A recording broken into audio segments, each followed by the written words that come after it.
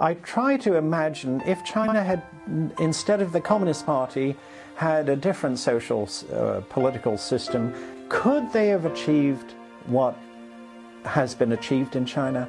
I very much doubt it.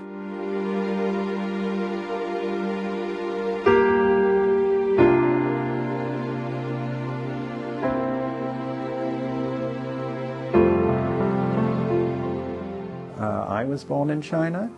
My father lived to be 90 years old and died in China about 20 years ago, and my mother, well, she is now 105 and has lived through more than 70 years of the new China under the leadership of the Communist Party. We've seen China really develop and become prosperous. My mother was born in China at a time of turmoil, and the Chinese Communist Party was founded when she was 6 years old. She met some people who she knew to be communist and admired them. My father came to China in '38. He had already read about the heroic exploits of the Chinese Communist Party with the Long March and so on. So he came admiring the communists.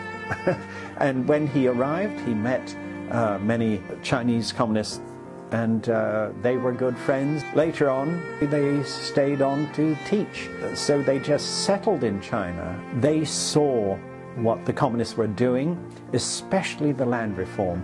The Chinese communists developed their own theory, creatively developing Marxism to suit China's actuality.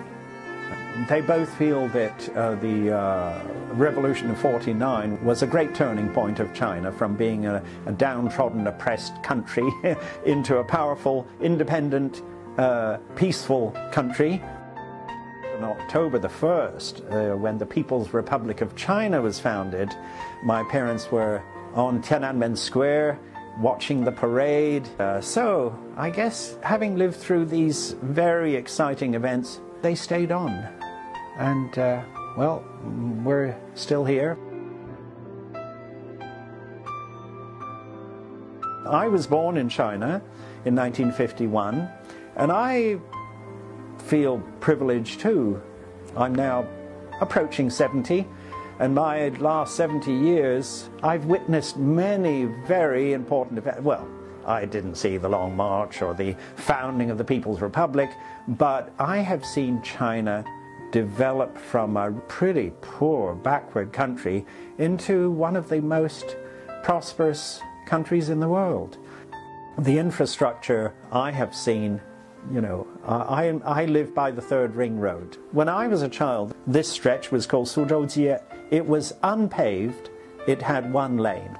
Now it's got a multi-lane highway and so on. So travel, housing, the material standards are just incredible. When I started primary school, right here in Beijing, in Haidian district, inside the Third Ring Road, you wouldn't believe it. The building was not even a brick building. It was a sort of a wattle and daub structure. You have a wooden frame and some reed matting which is nailed onto the frame, and then they daub some mud on it, and then you can whitewash it, and it looks like whitewashed wall. But where would you go to find a wattle and daub building now? I believe there are still some very poor countries where they have such structures, but even in the remote areas of China, for brick buildings, and then from single story to multi-story, China has just developed tremendously.